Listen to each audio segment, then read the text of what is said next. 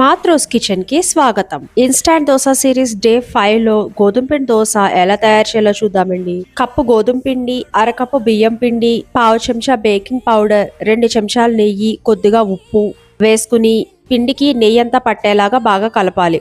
కొద్దిగా నీళ్లు పోసుకుంటూ పిండి అంతా కలిసేలాగా ఫాస్ట్ గా బీట్ చేయాలి. ఇలా బీట్ చేయడం వల్ల బేకింగ్ పౌడర్ వేసాం కదండి, అది రియాక్ట్ అయ్యి దోశ గుల్లగా స్పంజీగా వస్తుంది. మరికొద్దిగా నీళ్లు పోసుకుని పిండిని ఈ కన్సిస్టెన్సీలో కలుపుకోవాలి. బాగా కాలుతున్న పెనం మీద కొద్దిగా నీళ్లు చల్లుకుని దోశ ఈ విధంగా పలచగా వేసుకోవాలి. 1 స్పూన్ ఆయిల్ వేసుకుని సన్నగా తరిగిన ఉల్లిపాయ ముక్కలు, పచ్చిమిర్చి, అల్లం, కొత్తిమీర వేసుకుని అట్లకాడతో ఒకసారి అలా ప్రెస్ చేస్తే ఉల్లిపాయ ముక్కలు దోశకు అతుక్కుంటాయి.